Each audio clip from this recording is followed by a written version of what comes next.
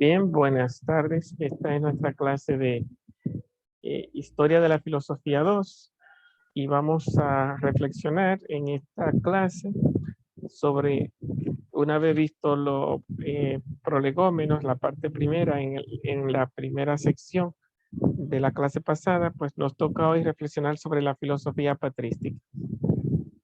La filosofía patrística hemos dicho que se divide en tres partes. La patrística es más que filosofía. Yo le había dicho en la clase pasada que los primeros padres de la iglesia se llamaron apostólicos. ¿Quiénes son los apostólicos? Fueron los responsables de la fe de la iglesia y de la fe cristiana después de los apóstoles. Y conocieron a los apóstoles. Se le llaman apostólicos porque estuvieron cerca. Cuando Jesucristo muere, lo matan, quedan los 12 apóstoles. Entonces, los 12 apóstoles no hacen filosofía. Después de los apóstoles vienen los padres apostólicos, que son los que conocieron a los apóstoles. Hay que hablar ahí de una generación de 30 a 60 años. Se dice que el último de los apóstoles, que fue San Juan, murió a los 90 años y moriría para el año 91 aproximadamente. Si Jesucristo moriría para el año 30, habían pasado como 2 generaciones. Entonces hay que pensar en el siglo I después de Cristo, ¿no? Si a los filósofos que vamos a ver primero no son ni a los apóstoles, que fueron los evangelizadores, San Pablo, Pedro, ni tampoco a los padres apostólicos, no lo vamos a ver a ellos. ¿Por qué no? Porque no hicieron filosofía. Propiamente hablando, su trabajo es un trabajo evangelizador. Lo que hicieron fue teología. Se dedicaron a predicar a Cristo, la buena nueva, la palabra de Dios, y de alguna forma crear el lenguaje teológico desde la teología. Ya cuando aparece la filosofía en la Edad Media, aparece con los llamados apologistas. Después que murieron los padres apostólicos, que son parte de la patrística, vienen los apologistas. Sería como la segunda patrística, o la segunda parte de la patrística. Entonces, de ello no nos interesa ver a los apologistas, a todos, sino a aquellos que fueron dejando aporte a lo que es nuestra materia, ¿verdad? Historia de la filosofía 2. ¿Cuáles son los contenidos? ¿Y qué dijeron sobre el contenido y el método? No olviden esa línea, eso es lo que atraviesa toda la clase que vamos a ver.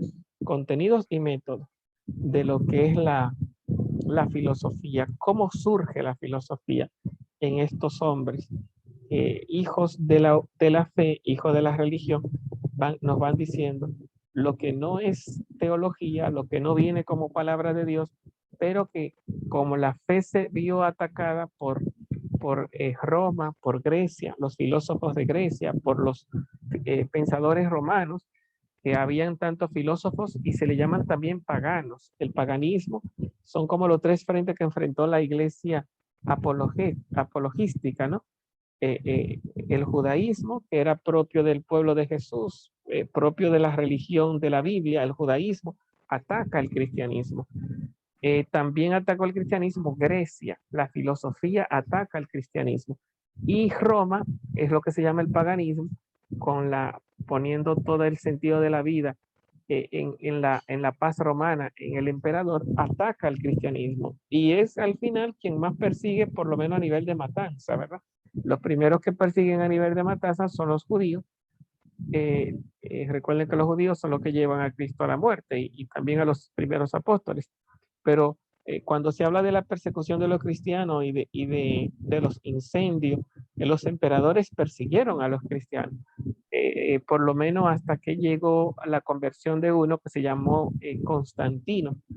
Ya en el siglo IV, en el 390 y pico, Constantino se convierte y ya la iglesia deja de ser perseguida o tiene otra forma de persecución más ideológica. Y Grecia, no fue que Grecia persiguió como Roma y como el judaísmo, el cristianismo, pero ideológicamente los filósofos son de Grecia. Hubieron pensadores que atacaron ideológicamente el cristianismo.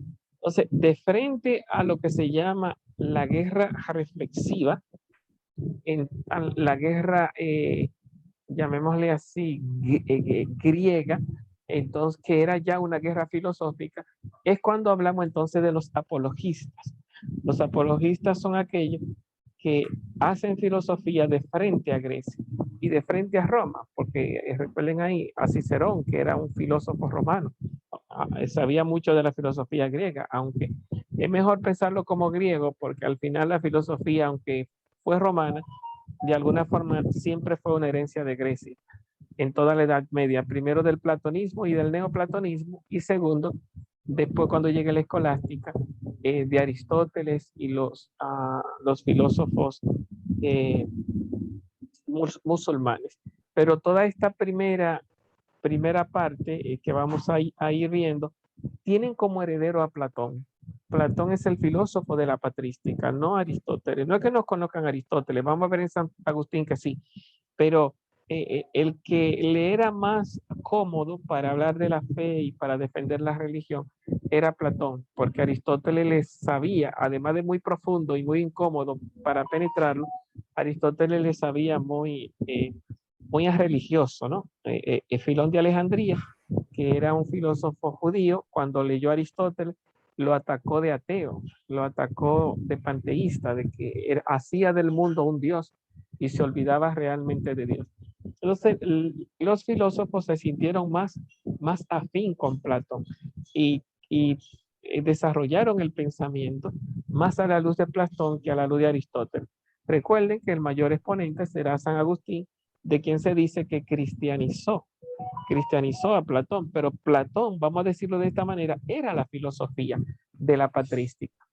Jocelyn, ¿tú querías decir algo? ¿O se te quedó la manita levantada por ahí? No, una preguntita, porque eh, cuando usted decía de la iglesia, que cuando el emperador Constantino asumió el cristianismo como religión oficial,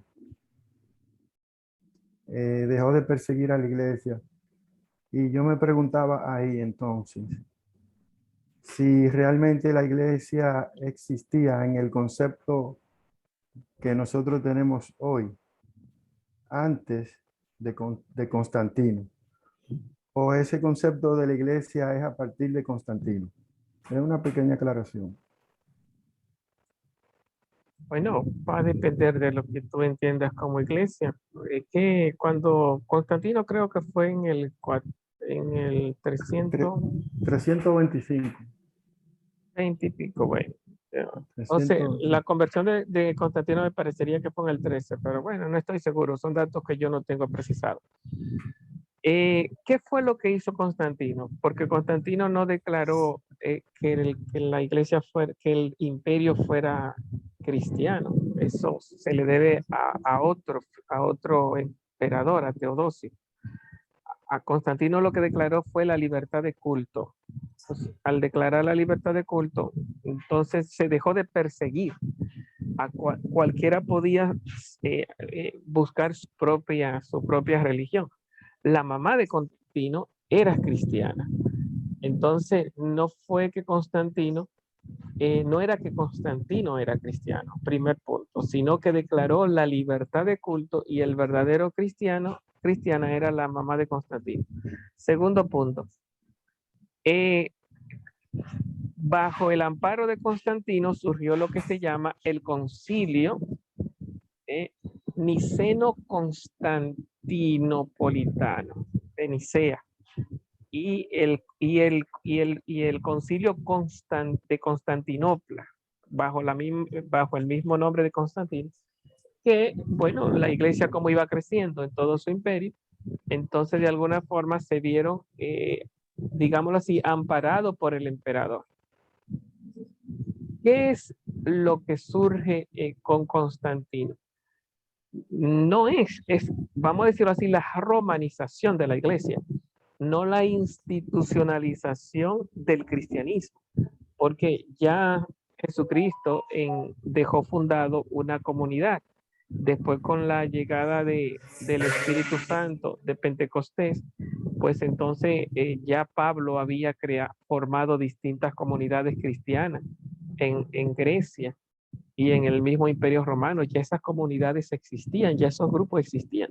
Y ya existía, cuando llegó Constantino, estamos en el 300, ya le habían sucedido varios de lo que le llamamos papas, que no tenían el nombre de papa. Primero Pedro, después, ¿cómo se llama? El primer sucesor de Pedro.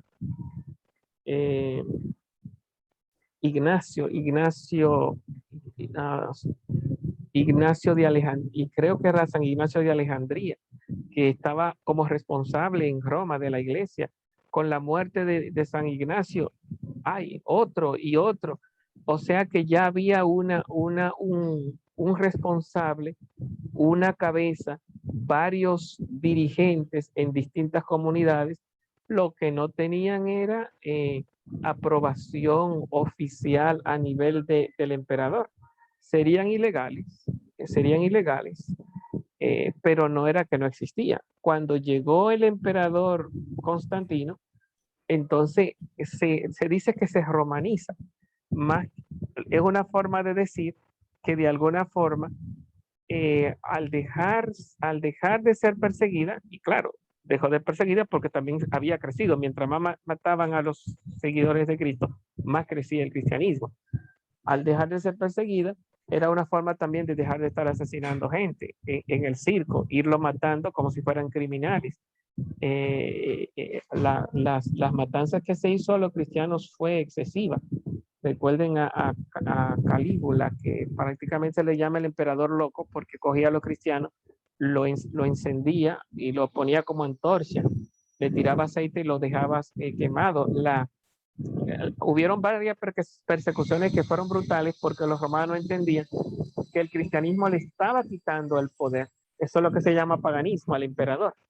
¿Qué significa eso? Que el emperador había que darle los honores de un dios. Hacía una estatua y por donde tú pasabas, que veía la estatua del emperador, no era solo brindarle, digamos, los tributos de un jefe de estado. Es que había que brindarle los tributos de un dios. Eso es lo que se llama paganismo. Ponerse de rodillas, proferir frases de que no existía nadie por encima del emperador. Y contra esto que se pone el cristianismo. El cristianismo no acepta a un Dios por encima del cristianismo y de Cristo. Esto es lo que se llama paganismo. El paganismo pelea contra el cristianismo. Cuando se romaniza o se declara la libertad de culto, entonces el emperador pierde, por decirlo así, su lugar como único Dios y Señor. Recuerden que cuando nace el imperio, el nombre que se le dio al primer emperador fue Augusto, que significa divino. El verdadero, tú podías tener el Dios que tú quieras, pero el primer Dios que tenía que brindarle tributo y declararle tu pleitesía era al emperador. Eso es lo que se llama paganismo. Eso fue lo que no aceptó el cristianismo. Entonces, con la aceptación del cristianismo en Roma, pues de alguna forma cae esa figura divina de lo que era el emperador. Entonces, es otra de las dimensiones que encontramos.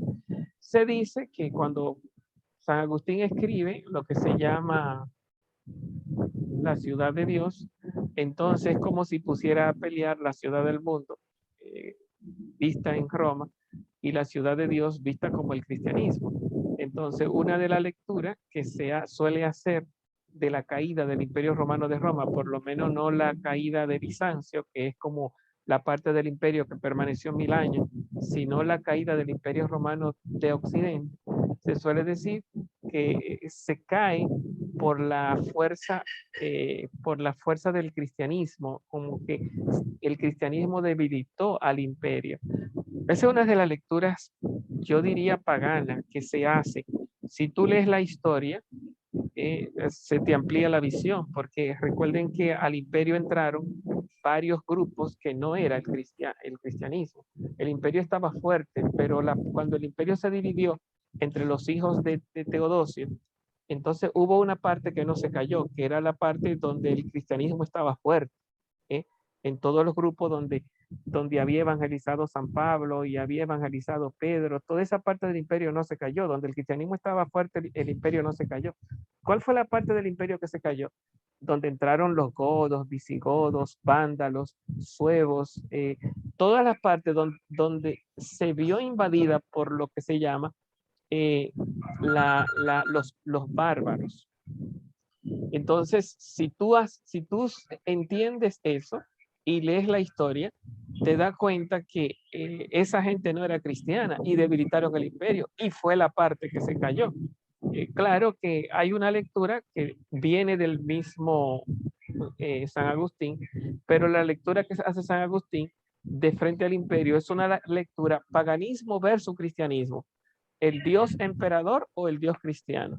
Mientras que si tú la miras que se cayó el imperio romano, aunque hay una lectura también de algunos historiadores de que la caída del imperio se debe al crecimiento del cristianismo, si tú quieres ser objetivo y mira el paso de la historia, aunque no exista un historiador que la exprese de forma defensiva, es claramente es visible que el imperio se debilita por la llegada no de los cristianos, sino de los bárbaros, propiamente hablando, que es la parte que se cae, y quien hace una fuerte intervención en ese debilitamiento del imperio se llama Atila.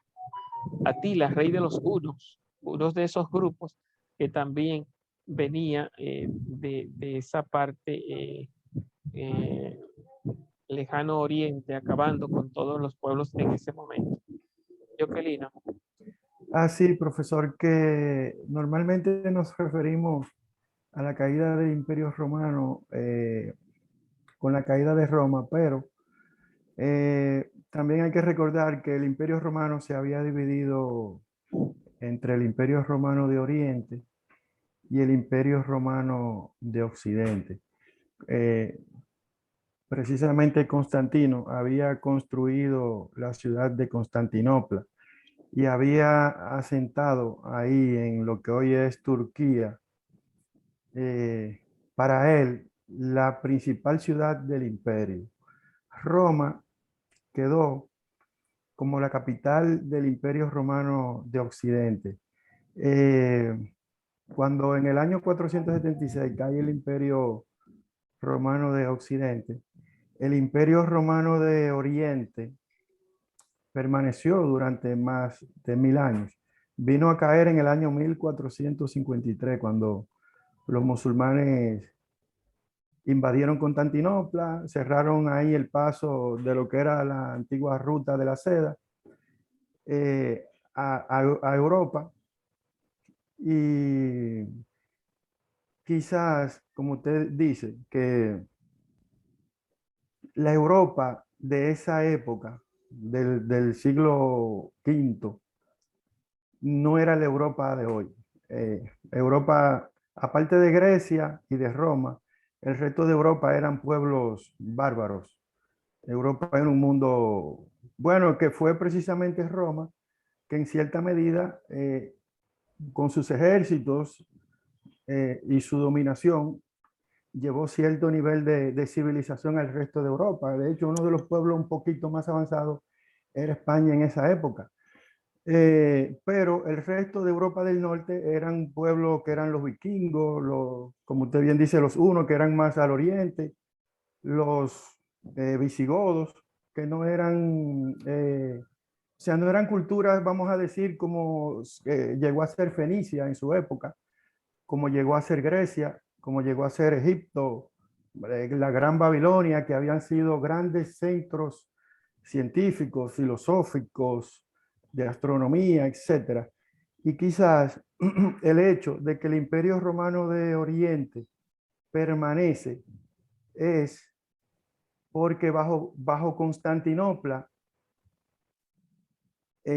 o sea, Constantinopla tenía el control de aquella parte del imperio que era más importante, porque controlaban a Persia, controlaban a Babilonia, controlaban a Egipto, que desde miles de años atrás habían sido grandes civilizaciones, que de hecho los propios griegos van relatando cómo ellos, para incluso aprender filosofía, la química, toda la disciplina que los griegos desarrollaron, ellos se trasladaban hacia Babilonia y hacia Egipto para buscar conocimiento. Y entonces ellos también tuvieron su esplendor. Quizás también se debe a eso, que aquel mundo era un mundo mucho más avanzado, de grandes civilizaciones, y la Europa, bajo el control de Roma, no era quizá un mundo tan relevante, tan importante. Quizá también por eso el Imperio Romano de Oriente tampoco habrá hecho mucho esfuerzo en ayudar a vamos a decir, a su gemelo de Occidente, porque quizá entendía que no tenía ninguna relevancia para ellos, cuando el mundo, el centro del mundo, del comercio, de las grandes ciencias, de la astronomía, había sido desde el norte del África, con Marruecos, Libia, Egipto, Babilonia, Persia, la India y la China, que era así el centro tanto del comercio como de las demás actividades civilizacionales y culturales en esa época. Hasta ahí, profesor. Bien, al final, por lo menos los ejércitos del Papa llegan ya después, después de la escolástica, por lo menos ya cuando se corona Alejandro Magno en el 800, a partir de ahí que después vienen las cruzadas, etcétera, pero antes, en toda esta parte de la historia, de la patrística y la primera, después de Constantino, no existe una iglesia militarizada. El Papa es verdad que está en Roma, por eso, y como el pueblo tenía todavía la mentalidad de que Roma era el imperio, y quien queda en Roma es el Papa, pues entonces, y el Papa tenía un conjunto, un ejército de hombres, no ejército militar, sacerdote, y el conjunto de los, ¿cómo se llamaban esto? De surgen los monjes benedictinos para esa época, porque con la romanización de la iglesia, o más bien Constantino, la liberación de culto, el cristianismo tomó otra forma. En vez de ser perseguida, comenzó a meterse para los lugares de alejarse del mundo. Llegan las reglas de San Benito y aparecen los monjes que se dedican a la oración y al trabajo. Y todo ese trabajo que consideraban los griegos, los bárbaros, godos, visigodos, vándalos, etcétera, que entendían que el trabajo manual era deshonroso, el, el, el, el cristiano monje trabajaba 7 horas diarias, ayudaron a dignificar el trabajo. Entonces eran hombres que evangelizaban, que oraban y que trabajaban, y todo esto fue poco a poco solidificando. Y toda esta gente estaba, digámoslo así, al servicio del Papa. Antes de que se ocurrieran las persecuciones del cisma y la persecución de las imágenes, antes de que pasaran el cisma de la iglesia entre la iglesia de Oriente y Occidente, pues prácticamente no eran un ejército militar, pero el conjunto de gente que eran llamadas cristianos, de alguna forma se convirtieron en la fuerza moral, en la fuerza, qué sé yo, trabajadora, y también los grupos de monjes se convirtieron en ser los conservadores de la filosofía. Era como la imprenta, un monje comenzaba a leer y los otros comenzaban a escribir. El pueblo llano no sabía leer y escribir. Entonces, tenemos ahí una especie de iglesia que lo que va es fortaleciendo y lógicamente adquiriendo un poder moral y institucional lento, paulatino, que eso se verá ya con la historia, con la lucha entre el Papa y el César, quién tiene más poder, si la iglesia o el rey. Pero cuando estamos hablando de esta conversión de Constantino, lo que comienza es una iglesia a ir como de alguna forma fortaleciendo el trabajo, la mentalidad, la educación, porque los pueblos bárbaros eran gente guerrera, no era gente que conocían tampoco mucho como tú dirías, de las ciencias, de las artes, ni nada de esto.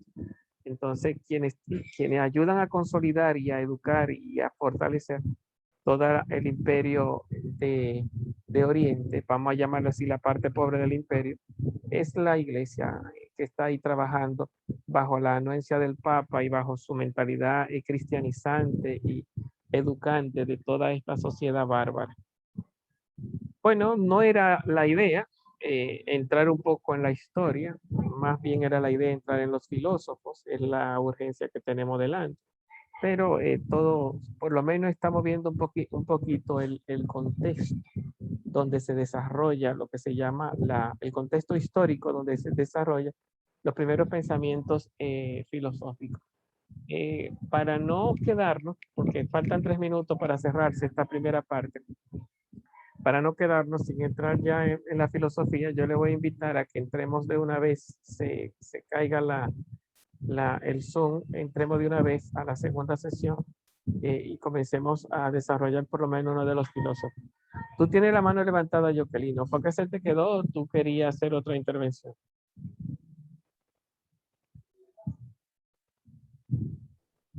No, profesor, fue que se me quedó.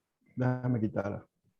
Entonces, hemos dicho que hay tres, en la patrística hay 3 tipos de 3 escuelas que vamos a ver.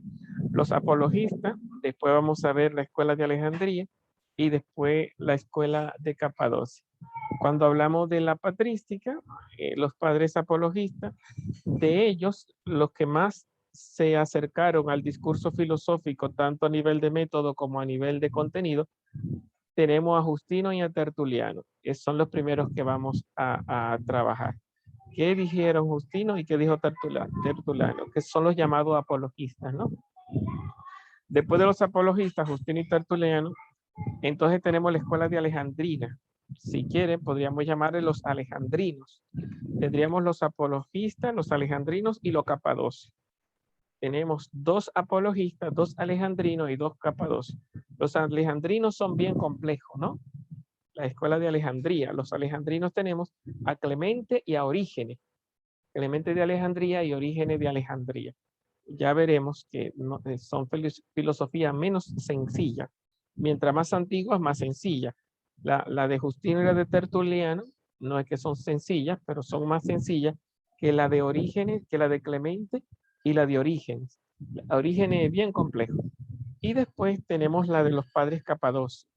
Entre los padres capadocios vamos a ver a Basilio el Grande, a Gregorio de Nacianceno y Gregorio de Niza. Son como las 3 escuelas. Esta parte, que es lo que se llama la filosofía patrística, antes de entrar en San Agustín, un último tema entre estos 3 padres que vemos, o tres tendencias patrísticas, apologista, alejandrino y capadocio.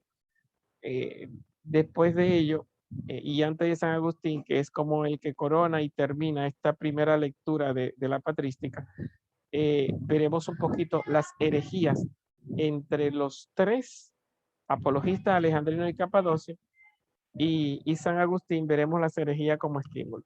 Entonces, ese es un poquito como el programa inmediato con el que vamos a trabajar. Nos vemos en unos minutos para entonces comenzar con los apologistas. Entramos enseguida.